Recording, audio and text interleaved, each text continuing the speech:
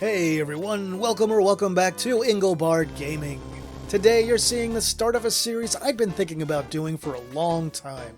A complete retrospective on the Shining Force strategy RPG titles. Now originally I was going to release this in one gigantic multi-hour video, but I thought about it and instead I'll release videos covering one game in the series at a time, and then I'll follow that with a release of all the episodes put together in a big video with any necessary corrections or updates at the very end. To clarify what the videos in this series will cover, I'll be looking at the SRPG Shining Force games only, not the Shining series as a whole. This means you won't see episodes devoted to games like Shining in the Darkness, Shining the Holy Ark, Shining Wisdom, and so on. Nor will you see episodes devoted to games that have the words Shining Force in the title, but aren't actually SRPGs, so stuff like Shining Force Neo, for example. I'll be covering the Shining Force games that appeared on the Genesis/Mega Drive, the Game Gear, the Sega CD/Mega CD, the Saturn, and the Game Boy Advance. So if you were curious, this also means that I will not be covering Shining Force Feather, because I see that game as a little too far removed from the main series. Now for this video series, I played each game all the way through very recently, as in sometime between June and August of 2023. This means I'll be looking at them through a bit more of a modern lens and telling you how they hold up today. Since this is a full retrospective, I'll cover a bit about the history of each game, their entire plots, maybe bits of interviews, and nearly every battle that you'll encounter. So that means these videos will be full of spoilers for those who have never played the games, but also full of nostalgia for those that have. So here's what each episode will cover as I'm currently planning things right now.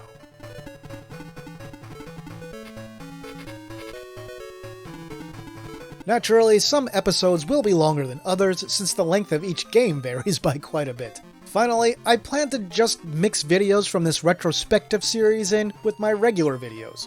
So you'll see new episodes in the retrospective probably about every 3 weeks or so, and I should be done with it likely early next year, assuming nothing crazy happens in my life. Fair warning, crazy things have been known to happen in my life. But as you've seen in the past from my channel, I'm pretty good at sticking to what I say I'm gonna do. Alright, so sorry for the long setup, but I wanted everyone to know what to expect here. You'll get some history, a complete breakdown of each story, and a little review at the end of each episode. So let's begin our retrospective of the first Shining Force. Once upon a time, there was a scrappy little 16-bit system known as either the Sega Genesis or Mega Drive, depending on what part of the world you lived in. Sega was challenging the utter dominance of Nintendo from the prior generation with their NES/Famicom system. Nintendo had particularly dominated console sales in Japan in the 1980s, all the way through 1990 with that system. Now, one of the biggest genres in Japan during that time was the RPG, or role-playing game. Some of the biggest titles from that era in the RPG genre included things like Final Fantasy and Dragon Quest, and these are series that still live on with new entries to this very day. And then Nintendo even dipped its toes into the strategy RPG waters towards the end of the Famicom's commercial lifetime in Japan with a little game called Fire Emblem. Did you know that the first Fire Emblem wasn't released until 1990? That was over 7 years after the release of the Famicom, or 3 years after the release of the PC Engine, and about 2 years after the release of the Mega Drive. Now, Fire Emblem was not the first turn-based strategy game to ever hit consoles, but it probably was the first really big one. Fire Emblem is, of course, another series that's still going on in modern times. Now, some context before I continue. I should tell you that Sega struggled in Japan with the Mega Drive. By the end of 1990, after 2 years on the market in that territory, Sega had sold a total of approximately 1.9 million Mega Drive systems. Sega needed some RPGs for their 16-bit console to help increase the system's appeal in its native land. Thus, it was unsurprising that Sega wanted to expand their presence in the RPG genre. The powers that be at Sega of Japan approved the development of a new strategy RPG called Shining Force that would serve as sort of a follow-up to their fairly successful dungeon-crawling RPG, Shining in the Darkness. The reason I brought up Fire Emblem in this video is that a lot of people assume that Shining Force was simply a response to Fire Emblem, or Sega's own version, basically, of Fire Emblem. But that's not really the case. According to Shining Force's producer, Hiroyuki Takahashi, it just isn't true. He wasn't a fan of strategy RPGs and thought the pace of Fire Emblem was too slow and unappealing. So what was his inspiration for Shining Force? Primarily, it was mangas and Dragon Quest. He wanted to make story a more important element of the game, and he wanted battles to have a brisk pace. And visually, the team that developed Shining Force was inspired by just various mangas and Disney. And I think it's pretty easy to see that connection when you look at the style of the characters. The team at Sonic Software Planning was really small, consisting of just a handful of people. Because of that, another Sega development studio named Climax Entertainment assisted them with the development of Shining Force. And this isn't the British studio Climax you might be thinking of, this was a Japanese team at Sega. Now Climax Entertainment worked on Shining in the Darkness, Landstalker, Dark Savior, Time Stalkers, and even the remake of the first Shining Force title on the Game Boy Advance named Shining Force Resurrection of Dark Dragon. The two companies were often intertwined. I'll explain briefly. In 1990, Hiroyuki Takahashi, who would go on to be the producer for Shining Force, had just come off a stint as a producer at Enix, and he had helped Kan Naito establish Climax Entertainment. A year later, with an investment from Sega, Takahashi would go on to form Sonic Company, which eventually would end up getting sort of officially titled Sonic Software Planning. Sonic Software Planning generally handled the design and programming of their projects themselves while outsourcing sound and graphics to other companies like Climax Entertainment. Things get even more complex in 1994 when Takahashi's brother Shugo established Camelot Software Planning. At that point, those two companies worked together on pretty much all of their projects until 1998, when Sonic and Camelot merged upon the completion of Shining Force 3, with Hiroyuki Takahashi taking over as the director of the merged company. Climax Entertainment quietly shut down sometime during a stretch between 2014 and 2015. There was never an official announcement about the company's closure. Scuttlebutt said the closure was due to financial issues, which, while unconfirmed, is pretty likely, especially judging by their output in the prior years. Also, that's really a major reason why companies tend to close, don't you think? Camelot Software Planning, however, is still around today. They've worked on small indie games you've probably never heard of, like Mario Tennis and Mario Golf. But seriously, they've also worked on some recognizable RPG projects, like the 3 Golden Sun titles, and some not-so-recognizable ones, like Beyond the Beyond on the PlayStation, which, side note, I actually kinda like that game. Now, their most recent game as I record this is 2021's Mario Golf Super Rush for the Nintendo Switch.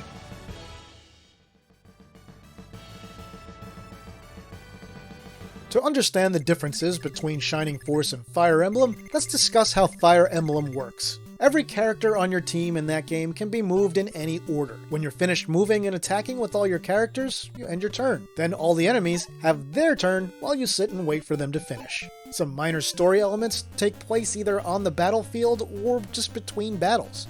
During actual encounters, when one character takes an action or attacks another, the game switches to a more close-up side view that looks pretty rough in the early Fire Emblem games and can be a little slow. Now, Shining Force is different in many ways. Character turns, friend or foe, occur primarily based on an agility stat. So this means character turns come up individually instead of as a group with an entire party. And there's a smidge more to it than that, but that's the gist. And this makes combat much quicker and breezier than Fire Emblem or any similar titles. Aside from that, the actual encounter scenes when one character attacks another or uses an item or whatever are fast and look great in Shining Force, showing an over-the-shoulder view of your party member with a large enemy and a detailed background.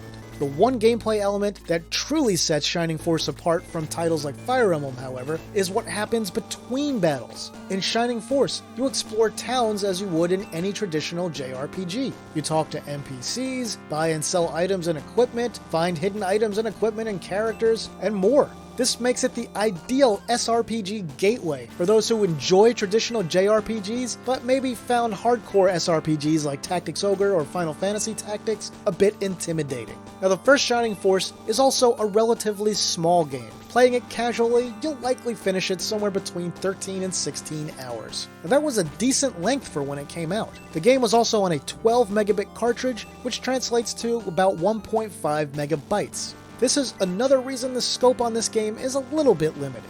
Speaking of that, the developers in an interview had talked about how they had much grander plans for the battle animation originally, but had to dramatically scale them back in order to fit the battle sequences on a reasonably sized cartridge. They had stated with their original concept, the cartridge would likely have had to have been 40 megabits to accommodate all the animation they wanted. I wish we could have seen some version of what they wanted to originally do there. I'm sure that would have been really cool. Aside from that, the development team also had a goal that enemies should not take more than 1 second to move, which is another thing that really set it apart from other strategy RPGs of the era. And with that, let's move on to the gameplay and story. Remember, because this is a complete retrospective, I'm covering everything. So if you plan to play the first Shining Force game and you want to go in fresh and be surprised by the story, stop this video right now, because there will be spoilers from this point forward. This is your final warning. Still with me? Here we go.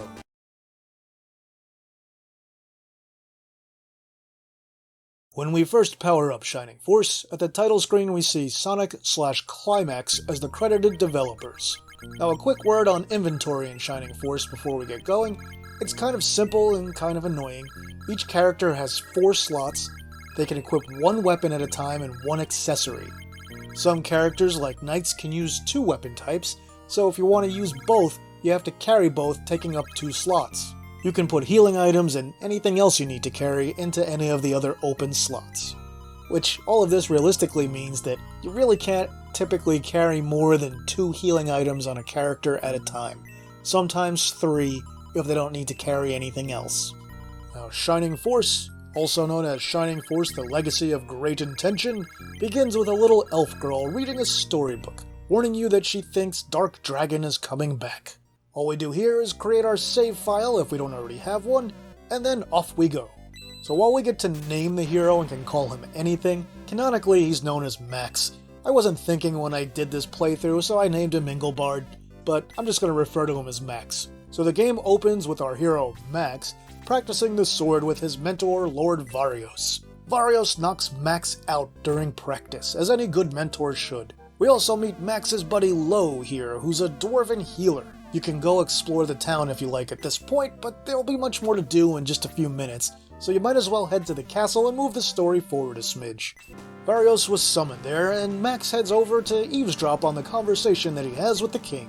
Turns out Guardiana, where we are now, had the sole purpose of guarding some ancient gate. And what's on the other side of that gate? Nobody knows. What we do know is the Rune-Faust army has been seen at the gate, which is apparently very bad. Anyway, you're off to figure out what's going on at the king's request, and to his advisor's chagrin. I should also mention that most of the Guardiana knights resent Max and are mad that Varios is even teaching him swordsmanship in the first place.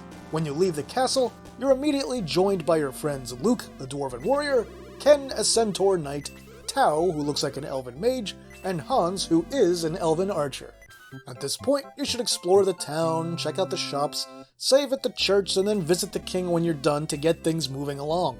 You also should have met Nova by now, who is sort of your chief tactician, except he doesn't actually do anything, except spout a few lines of story dialogue every now and then. The king gives Max 100 gold to spend, and then sends him off on a cart that'll take him to the Gate of the Ancients. What a sweet ride, am I right? So here's battle number 1. The first battle can be a little tough if you're new to the series. The key things to remember, and this applies to all of the games, is that positioning your characters is super important. You want your stronger characters in front, and mages, priests, archers, and wizards behind them. Even with your stronger characters, you want to make sure that you move them into positions where they'll only take 1 or maybe 2 attacks before it's their turn to move again. If you let enemies gang up on anyone, they will get slaughtered. There's no permadeath in Shining Force, but you don't want to have to do fights over and over because people kept dying. Oh, and on that note, if your main character Max dies in battle, you lose and you're transported to the last church that you visited. Max also has a magic spell called Egress that lets him retreat from battle at any time with the same effect. Those little tips in mind, just take it slow, be careful, and you'll make your way through this first battle. You can try and spread the experience out among characters, or focus on one of them to make them reliably stronger early on. It's up to you. Now, experience is proportional in the Shining Force series, though. So something to keep in mind is that while your character is at level 1, they might get 20 points of experience when they hit an enemy, while the same character at level 5 might hit the same enemy and only get 1 or 2 experience points. So you've got to keep that in mind. Alright, back to the story. After your battle at the gate, it's time to head back to Guardiana. But what's this? Rune-Faust forces are waiting for you on the map. This second battle's a smidge tougher as you might expect. It's kind of a lesson on how different types of ground tiles, like hills, reduce your movement capacity. I don't have a lot of advice to give you here, just push on, get used to the combat, have fun. Also, I hope you really like this mediocre song that plays during this fight, because you're going to be hearing this one a lot throughout the game. I somehow missed getting the monk gong here on this playthrough, but don't worry, I'll pick him up in the GBA remake when it's time for that. Anyway, when you get back to Guardiana, you'll see the place has been wrecked. Lots of those knights who harassed mechs are dead now, and lots of homes have been damaged. We learn that some joker named Cain from Rune-Faust has hurt both the king and Varios. What a jerk. Let's go see him. So we arrive in the castle just in time to see Cain flat out murder Varios. That wasn't very nice. No Christmas card for him this year. We learn Cain works for someone named Dark Soul. Cain heads out, and the king slowly dies, just after living long enough to give you a lengthy speech. He wants May, Varios' daughter, to go with Max to find the key to the Gate of the Ancients. He also tells you to find his own daughter, Henri, in Manarina. Anyway, when the king finally finishes dying, May joins the force and off you go. Also, you can raid the castle vault now to pick up some stuff. Head to the church, revive anyone that you need to, save your game, and head on to battle number 3. Now we're not going to spend too much time on this one, it's pretty similar to the previous battle. As usual, watch your positioning, don't get surrounded, protect your weaker characters and you'll get through this one okay.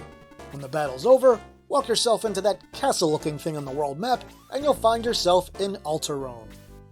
Go ahead and explore the town. Steal all the belongings from an old woman's basement if you want. What's she gonna do, huh? Alright. You can also go talk to this shady-looking quote-unquote fortune teller. She warns you that death awaits you if you go north. So we go north. Sort of. We go into the castle. People are looking for Chris. You run into Chris. You can also explore the castle a bit, and I recommend going ahead and doing that now. When you're done plundering, head over to the king. His Majesty is acting a little strangely. He doesn't believe your story about what happened, and introduces you to his tactician, and oh shit, it's Cain. We're in trouble. Instead of killing everyone, Cain just has us thrown into the dungeon conveniently with a priest. If you need to revive anyone, go ahead and do that. Save, too. Anyway, Chris lets us out of the jail through a secret path and tells you she'll be waiting for you at your headquarters. Exit this place, and you'll head straight into battle number 4, which is in the town. Cain shows up here and vows to crush you, but he has to leave because his Lord Dark Soul summons him. Well, good, because I would have kicked his butt. Don't hold me back, Doc! Don't hold me back! Oh, okay, then go for it.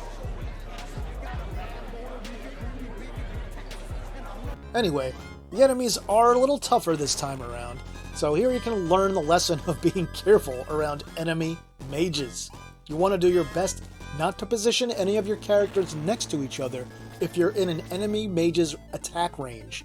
They often have area of effect spells that hit 5 spaces in a plus sign formation, and these can really ruin your day. There are also quite a few ranged enemy attackers on this map, so take it slow, plan your strategy carefully, and victory will be yours. And the song that plays here I sort of have a love-hate relationship with. It's intense, I like the melody, but the problem is it's incredibly short, so it loops very quickly. This can make this song get really annoying really fast. So after you deal with all that, Nova tells you to check out the town and talk to the king. The king tells you that Cain had him under some kind of spell. Yeah, right. We forgive the old coot, and in return, he tells us to search the Dragon Head for a secret passage. Swell, who doesn't love secret passages? So we do that, go into that door, walk down the hallway, and head straight into Chapter 2. We start Chapter 2 in the town of Rindo. If you explore, you'll find a big empty spot that will have a circus coming soon. You'll find some weird scientist with a humanoid animal in a steam suit and some other interesting sights. You can even watch a little play about Rune-Faust and Guardiana that shows you what the townspeople think of Guardiana right now. Get the speed ring from a chest in one of the buildings, and then let's head out and into our next battle. Battle number 5 is another outdoor map battle. Enemies here are a smidge on the tough side even though we've seen most of them. Oh, and there are zombies now too, yay! Anyway, at least this map has lots of planes that don't affect your movement, which is nice, and also don't get used to that. After that relatively standard battle, we can finally head into Monarena. In Monarena, make sure to revive any of your dead party members. Go into the big building and you'll run into Henri, the Princess of Guardiana. Deliver the good news that she'll have one less birthday present to buy next year. So you tell her her dad the king is dead, and she gets upset and calls you a liar. Then Nova steps in and tells her it's true, and she believes him and runs off to be alone. In the next room, you run into someone named Atrant, who asks if you want to find that key that you're looking for. Super helpful. She just happens to have a pool of ancients below that's tied to the accursed door. But first, you'll need to head into his basement, which has a cave that's got a chest with an orb of light in it that's guarded by monsters. Makes sense. Battle number 6. There are skeletons now. There are some chests on this map, but you don't have to open them during the battle. You'll get to walk around the map when the battle is over, and you can open them then. Now this map has a few choke points on it, like the bridge, that only a few characters can cross at a time, so make sure not to get trapped in those. There are also quite a few mages here, so be extra careful around them. When you're done, grab that orb of light and bring it back to Atrant. Show the orb to Atrant, and he tells you to go back and use it in the pool behind the secret door below. You do that, and you'll see this special spirit that tells you you're a hero without peer. And also Dark Soul is looking for the key. Alright, swell, we go back to Atrant, who tells us to hop a boat in Rindo to the eastern continent. Before you leave though, check out Monarena fully. Be sure to watch the cutscene with the guy who says he's about to summon the most horrible creature imaginable at this weird evil statue and then ends up bringing his wife there. Classic. Oh, and don't miss being turned into a chicken either, but really don't miss getting the Domingo egg. That one you'll regret later. When you get back to Rindo, before you can get a ship, you need to find the mayor's grandson who was seen around the newly raised circus tents. Guess where you're going? That's right, straight to battle number 7. Hey, she looks familiar.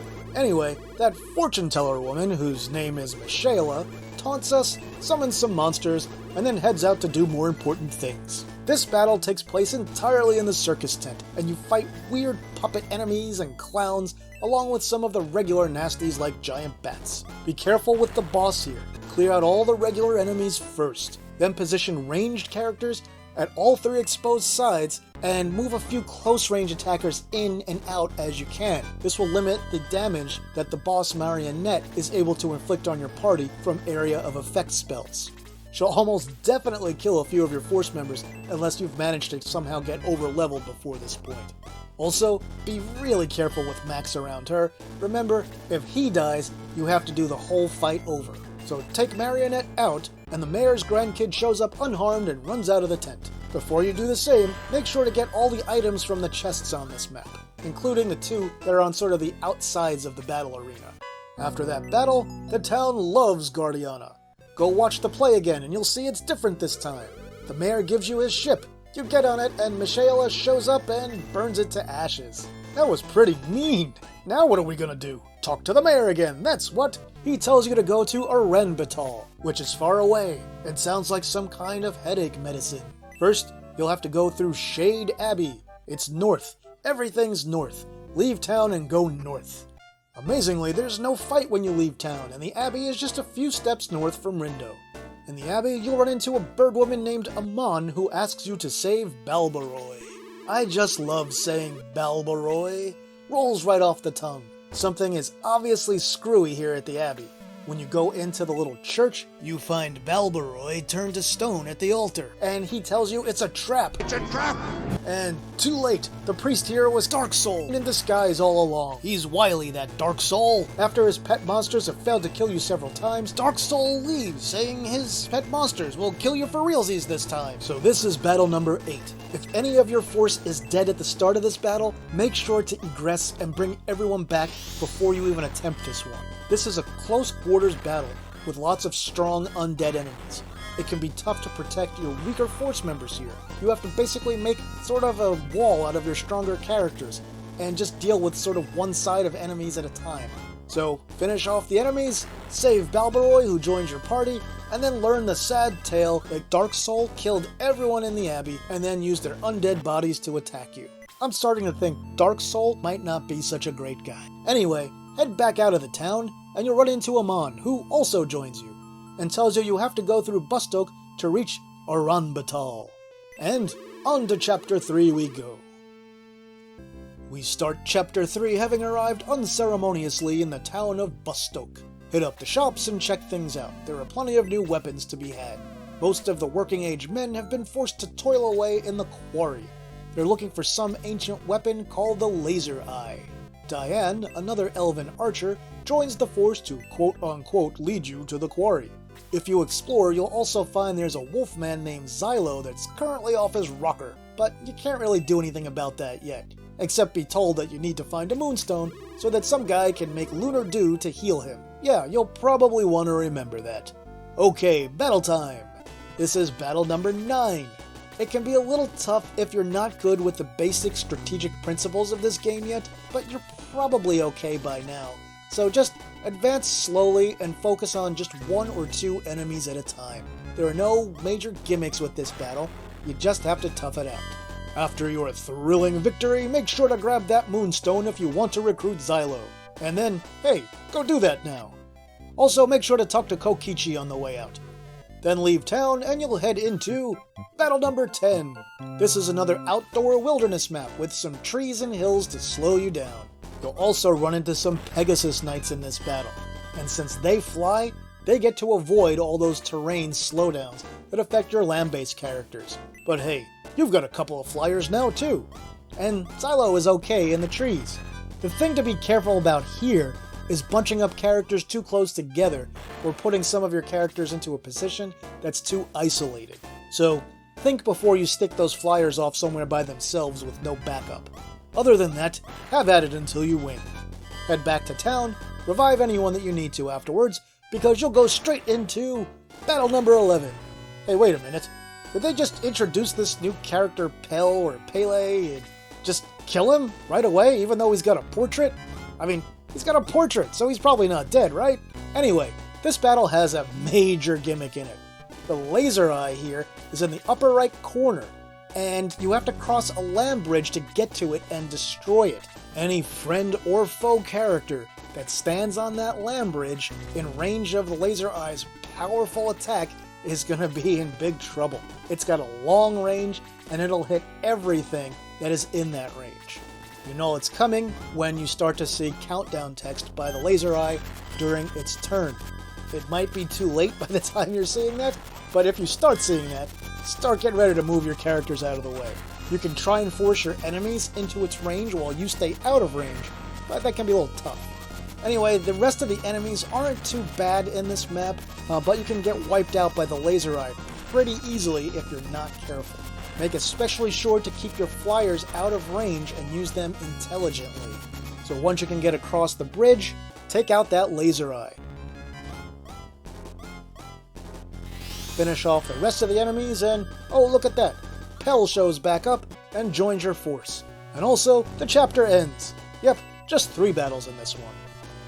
We begin Chapter 4 in Pau, essentially a mobile prairie town filled with nomads who travel all over the land. Everyone here says that Rune-Faust's General Elliot is a swell guy, and you'll meet him almost right away and give him a chance to prove it.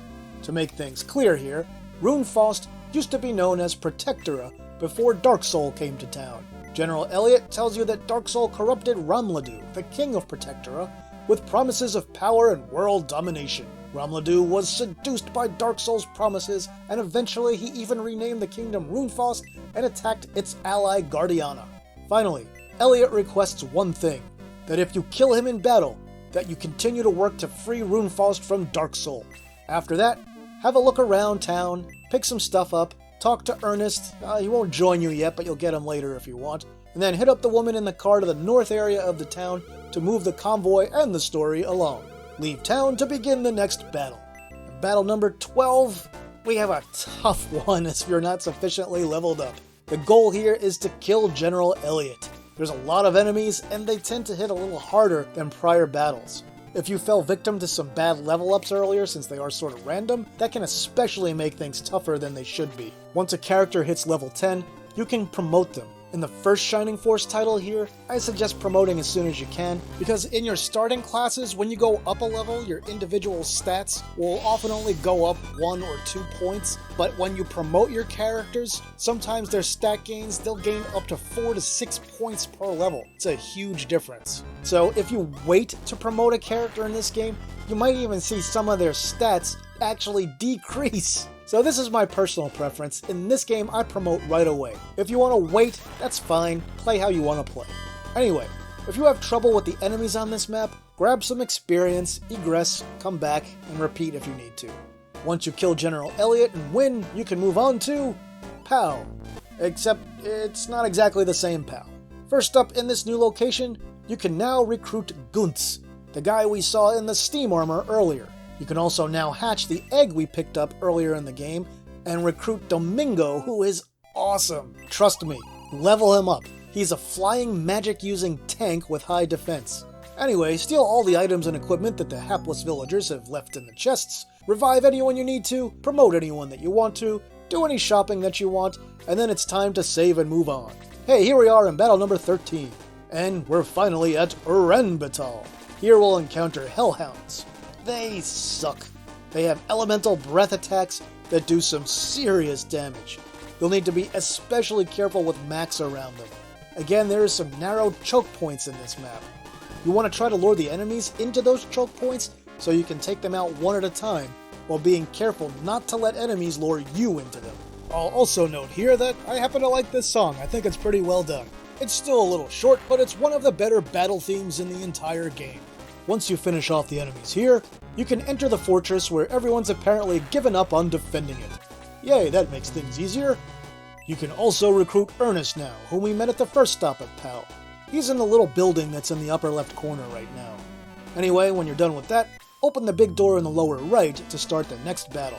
And next up we have battle number 14, the final battle of this chapter. Here the goal is to take out Balsac. Excuse me, I meant Balbazak.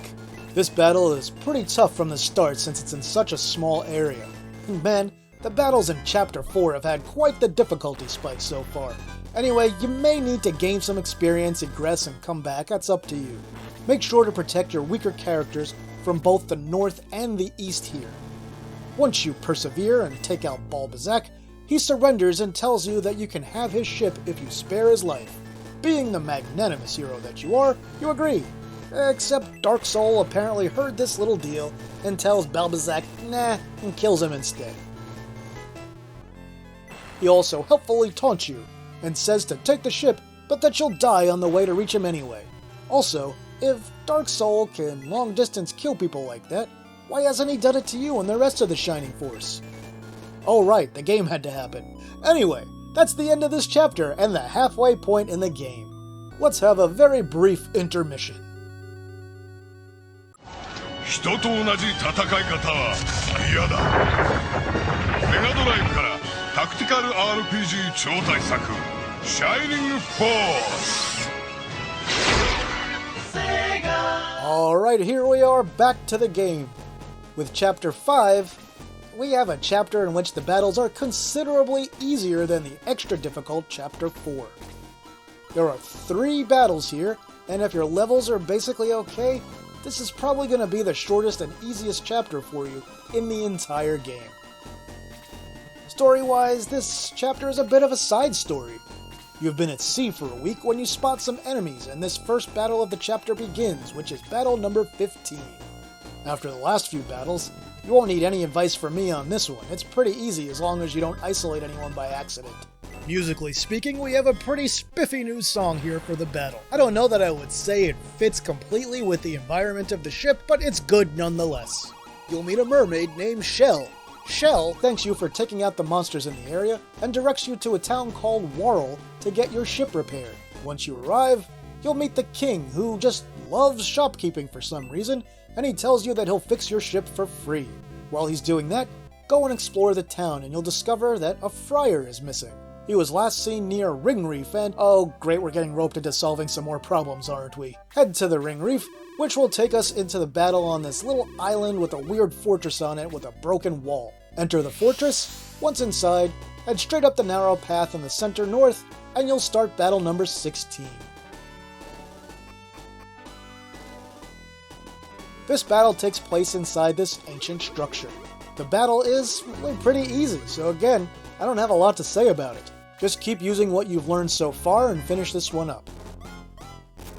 At the conclusion of the battle, the voice you heard much earlier on that spurred you on to action is going to open up a shining path to help you stop Dark Soul. Only the death throes of some of the enemies kind of put the kibosh on that. The voice tells you that, Dark Soul needs the key, which we already knew, but also that he'll need something called the Manual of the Seal, which is in a place called Dragonia. It also tells us, hey, you lucky guys, don't worry about that shining path that was ruined. There's another shining path in the town of Prompt, so go there. An earthquake starts, the whole place collapses as we skedaddle on out of there. The whole basin the fortress was in immediately floods. Go ahead, go back to the town, revive, promote, replenish, then head back to the king. Here the king trolls you about paying 1,000,000 gold for your ship repairs, and then sends you on your merry way without charging you anything, as promised. You are, of course, attacked again on the ship, beginning battle number 17. You just have no luck with ships in this game. Now this battle is a little bit tougher, only because of the amount of enemies you'll need to deal with.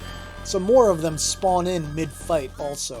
Still, on the whole, this one's not bad, and if you're careful, you probably won't even have any characters die in this one. So, just stick to it, take out the enemies, and you'll win.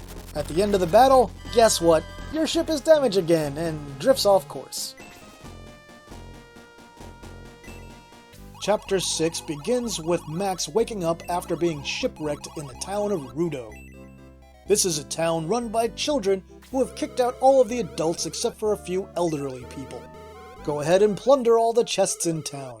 Talking to people reveals the kids also love this little dragon named Blue, who is apparently a coward, but somehow also super important. To move on, you'll have to talk to Karen first, and then her bookworm sister Kryn. Kryn tells you more about the Manual of the Seal, that it's a book full of chants, including one to break the seal on Dark Dragon, and one to renew it. Those swell ancients sealed Dark Dragon 1,000 years ago, because everything in RPGs happened 1,000 years ago apparently. Anyway, Kryn reiterates we should go to Dragonia and stop Dark Soul from taking the manual. Sounds like good advice. Let's go. We're also off to battle number 18.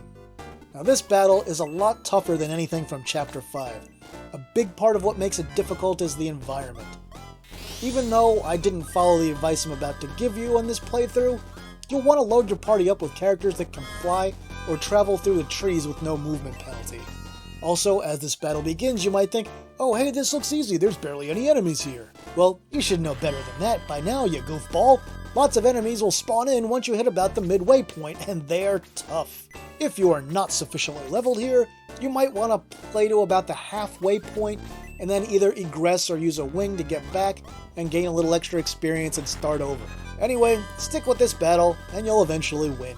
When you wipe out the enemies, they taunt you by saying that you'll never beat Cain, shining fools. Yeah, good one, guys. Here's Blue's hometown, Dragonia. Convenient, we needed to go here anyway. There's not a ton to do in Dragonia, but it'll be the site of your next major battle. After you talk to Blue and get him to join the Shining Force, you'll find Cain standing ominously alone in the middle of town. He tells you to head to your HQ, and that he'll fight you right after you've had a chance to prepare. What a stand-up murderer. Of note is that there's a priest in the hallway leading up to your HQ, so that you can revive, detoxify, or promote anyone you need to, as well as save your game, of course. After you save, go and start battle number 19. This battle is less annoying than the last one, but the enemies are still a bit on the tougher side. And of course, you'll have Cain to contend with at the end of this one. Once you defeat Cain, his mask shatters, and you discover he's really a good guy that's just been controlled by Dark Soul this whole time. Now here's something that's pretty interesting as far as it comes to regional differences. In the American version of the game, which I'm playing here, Cain is just upset that he's been mind-controlled by Dark Soul, but in the original Japanese version of the game, it's explained that Cain was so upset that he was mind-controlled and forced to fight Max because he's actually Max's brother. Kind of a weird story element to leave out of the US translation. Head back into the town, do your party maintenance, and then go into the Dragon Shrine. When you examine the door on the north side of the room, you'll learn that you need 2 heroes to open it, because that makes sense, that's how people design doors, right? Anyway, go south and you'll find Cain chilling in the bottom left corner of the room, talk to him, and then he helps you open the door. Dark Soul shows up and tells you he's going to kill you because he has everything he needs to unseal Dark Dragon now and doesn't need you anymore. Not sure why he needed us in the first place, but yeah, sure, whatever. Cain rushes in to fight Dark Soul himself and tells you to GTFO, so that's just what we do. So now we'll end up back in Rudo. All you really need to do here is talk to Karen and Kryn again, and then you'll be allowed to leave. You're now told that you need to find a special sword called the Chaos Breaker, and that it's conveniently located south of the village. Or at least you need the light sword. It's a little confusing. We'll get to that in a little bit though. Anyway, when used at the western edge of the island, the Chaos Breaker will make the castle of the ancients arise from the sea. Neat! Karen tells us to go south to Prompt next. When you exit, Michela shows up again and says if you survive this next battle, she's gonna kill you. This is battle number 20. This fight is super annoying because like your last big battle out on the world map, it's full of trees that hamper the movement of most characters. Again, flyers and characters who can move through the bushes and trees will help get rid of a lot of the tedium of this battle. It's a lot longer than the last one, too. You'll need to get to the Demon Castle in the lower left corner of this map, where Nova helpfully tells you that Michela has the Sword of Light. Hey, that's the thing we need! Let's go in. Once you enter the castle, you're in battle number 21. You'll probably want to egress right away and revive and promote any characters that need it, and arrange your party the way you want it for this map. This one isn't too tough and movement is a lot less restricted. There's lots of chests in this battle too. Now if you grab the Sword of Light, which is just above and to the right of Michela, you won't be able to open the other chests at the end of the battle. And I highly recommend that you do get the Sword of Light during this fight and hand it to the main character Max as soon as you can, because Michela is a self-healing damage sponge, and it's really hard to defeat her without having Max hit her repeatedly with the Sword of Light. She also has a hefty lightning magic, so you'll want to make sure your healers have enough MP to do a few heals or enough items to do the same. Make sure to get any chests you want before you finish her off. After you take down Michela, she warns you that Dark Soul will set Dark Dragon free. The penultimate chapter of Shining Force begins in the town of Prompt. When you first get here, everyone is basically an idiot. The writers conveyed this by making them all love food, like a lot. Interesting choice. But if you wander around enough, you'll find a passage underground in the south of town that takes you to the castle.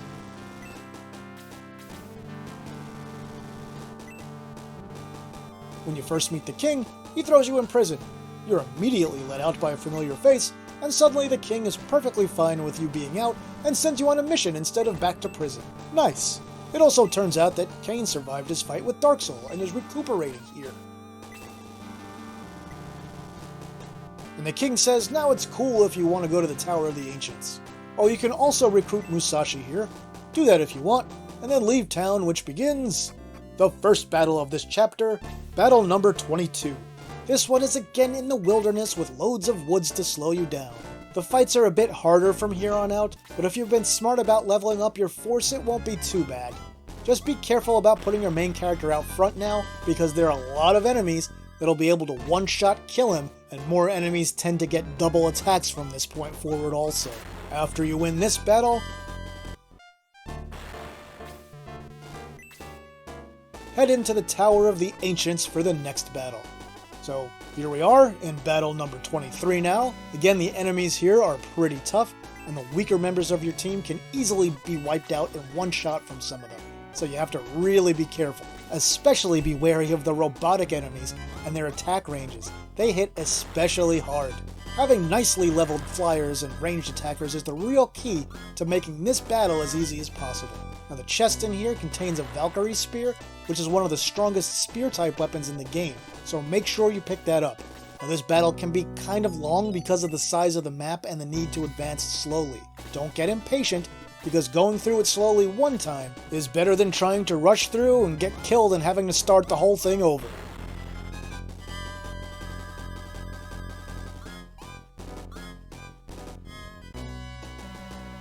After that fight, we enter the tower proper and are told right away by a foxy lady that Dark Soul is at the top of the tower and we should hurry. Pop up those stairs and hey, there's Dark Soul. Oh, and he kills Kain for realsies this time.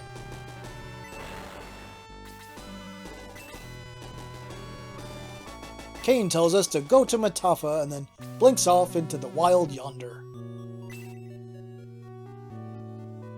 You head back to Prompto where the king gives you Kain's Dark Blade.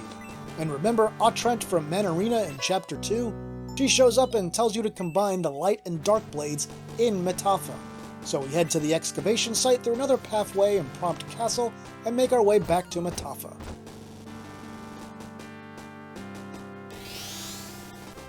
Here we meet a robot named Adam that's directed to help us combine the swords to create the fabled Chaos Breaker. Another robot shows up and causes some havoc, and the next battle begins. Battle number 24 is kinda tough. You may need to level and egress a few times here. But keep in mind that you only need to kill the robot Chaos. We're here to kill Chaos. To finish the map. You don't have to kill all the enemies. I strongly suggest making that your primary goal and getting to him as quickly as you can. Chaos heals often and in large amounts, so you'll really need to make sure your main character and your strongest team members get some good shots in pretty quickly once you get near him. After you finally take out Chaos, we get to do some super light puzzle solving to combine the swords into the Chaos Breaker.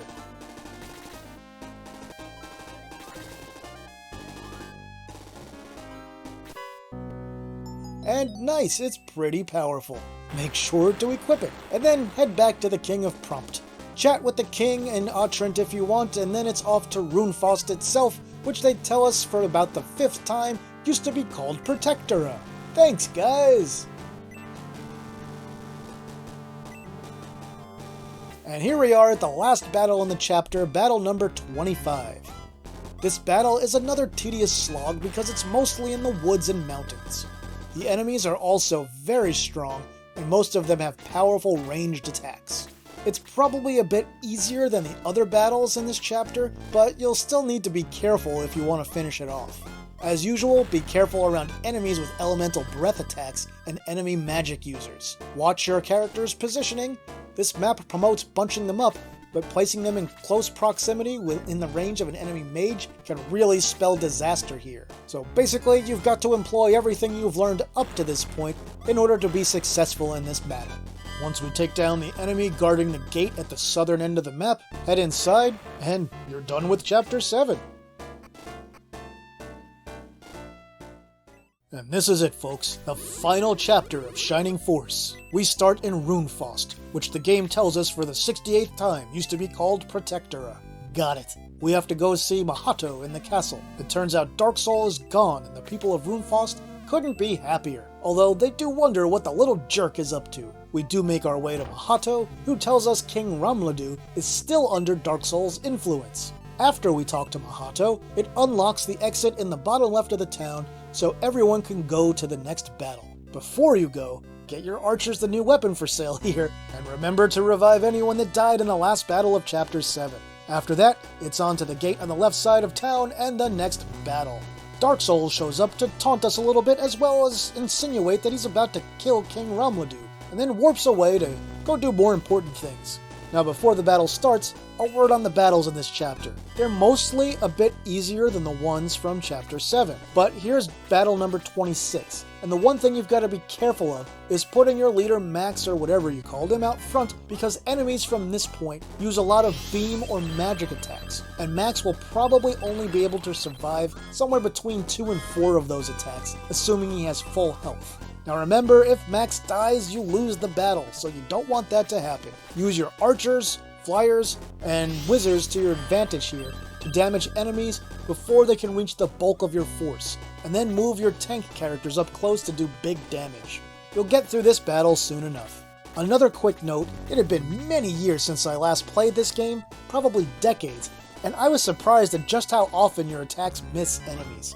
It was incredibly frustrating. Oh well, it's mostly just a problem with this first Shining Force title. Anyway, in this battle, you can also use the columns in the middle of the map to your advantage to limit enemy access to your characters, and you should do that. After the battle, well, there's another battle. In battle number 27, Ramladu is up at the top of the screen and he reveals all these columns in the middle of the screen are actually deadly robots. If you die here or need to egress to revive characters, you can do that. You'll start at the second phase of this battle instead of the first, so you won't lose any progress if you leave and come back.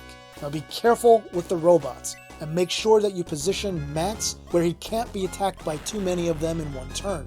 You can try and make a run straight for Ramladu, but I'd strongly suggest taking out all of the robots for the experience and to make the Ramladu fight more manageable. Now once you defeat Ramladu, it turns out, hey, guess what? He was also under his spell and being forcibly controlled by Dark Soul, just like Cain, so he wasn't a bad guy at all. After that, Nova finds a secret passage that leads out of Rune-Faust, and away we go. Now we can go back to Rune-Faust proper and drop by and talk to Mahado again, and he tells us to use the Chaos Breaker on the westernmost point of the continent. We go do that, and then the ancient castle emerges from the water.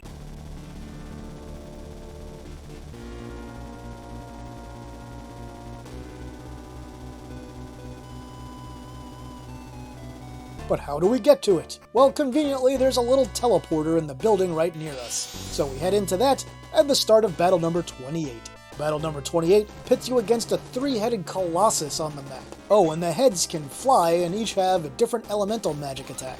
This map also has a major bottleneck that you have to squeeze all your characters through while they repeatedly get attacked by flying enemies. So much fun. Anywho, no real advice here other than stick with it, get through the bottleneck, position characters carefully. If you need to level up a bit, take out a few enemies, egress, and then come back.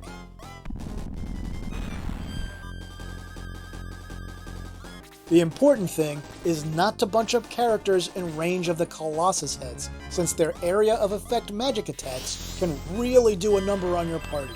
After you finish off the enemies here, either head up the stairs to battle number 29, or go back, recover, and then come back and head up the stairs. Battle number 29 combines very powerful creatures and robots. Again, almost everything can do magic or beam damage here, so you've got to be really careful on how you approach this battle. As long as you pay attention to what's going on, and don't get really unlucky by having many of your attacks miss, this one really isn't all that tough. Now, our only goal here is to kill Dark Soul before he revives Dark Dragon. You can march straight up the middle, or you can go around the sides. I chose to live dangerously and get all up in that middle. You'll have to be strong enough to withstand some beam and magic attacks, but as long as you are, you can get through this battle pretty quickly. If you leveled up well, especially in the last battle, this shouldn't be too hard. When attacking Dark Soul, like with any of the other recent bosses, position ranged characters all around him and keep everyone as separated as you can. Once we kill Dark Soul, finally, he still isn't quite done yet, and with his dying breath, he revives Dark Dragon, which leads us into the game's final battle.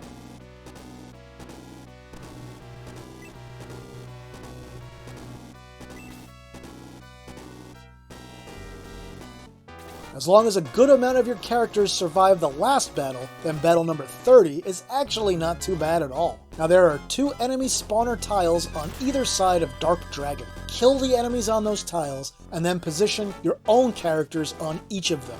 Archers or mages with level 3 attack spells are ideal, since they can still reach Dark Dragon and other enemies in range there. After we do that, we have to destroy each of the 3 dragon heads. These have a ton of hit points, especially the center one.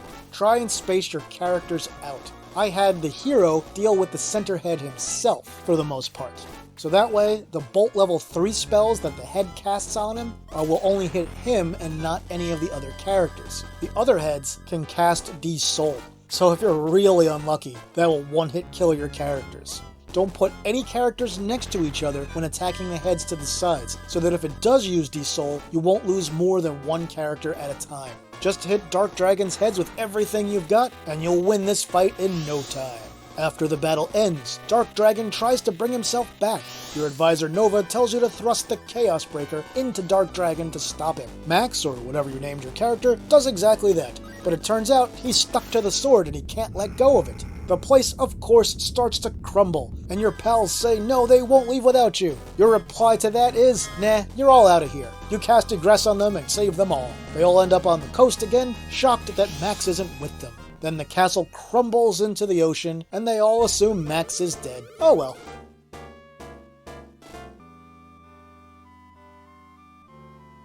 Stick around for the credits, and you can see at the end of your game that Max did indeed survive, and he shows back up. And instead of telling everyone that he's okay, he decides he's just gonna be a farmer from now on, letting his friends who miss him horribly continue to think that he died, causing them loads of survivor's guilt and unnecessary psychological trauma that will likely prevent at least some of them from ever leading a normal life again. What a hero.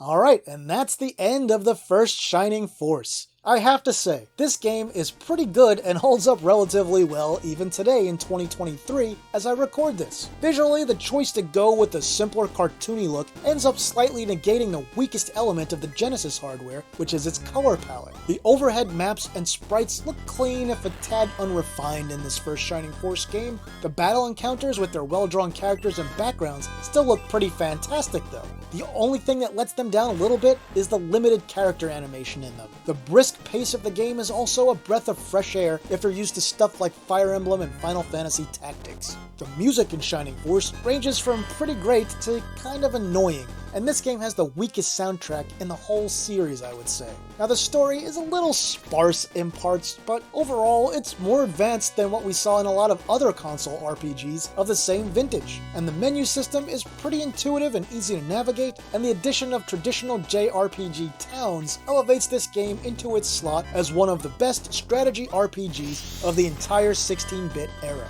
In the end, I'd say that Genesis Shining Force: The Legacy of Great Intention was a fantastic start to the Shining Force sub-series. It's definitely not perfect. There are things that could have been improved, and while I don't want to spoil too much for future installments of this video series, I will tell you that when the sequel comes around, a lot of that stuff is improved. But that's a story for another time. Shining Force is a fine strategy RPG, and my review score for this title even today is a very respectable 8 out of 10. There are lots of ways you can play this game today, including the original physical cartridge, emulation, it's on the original Sega Genesis mini console, and it's downloadable in various online stores and more. It may be a tad too old school for some, but personally, I think it holds up just great. Alright my retro gaming friends, that brings this first part of my Shining Force retrospective to a close. I hope you enjoyed this very different video, especially since I have a bunch more of these on the way. As I said earlier on, my plan is to release one of these roughly every 3 weeks or so, but no promises because life happens sometimes, you know? So if you like this retrospective, hated it, or were somewhere in between, please tell me all about it in the comments. And that'll do it for this video, my retro gaming friends. If you enjoyed the video, please toss it a like and share it online somewhere. If you haven't yet, subscribe to the channel and hit the notification bell so you'll never miss one of my videos. If you want to support the work that I do here, I recently launched channel memberships, or you could support me on Patreon or Ko-fi. With that, I'll say thanks for watching, and see me later.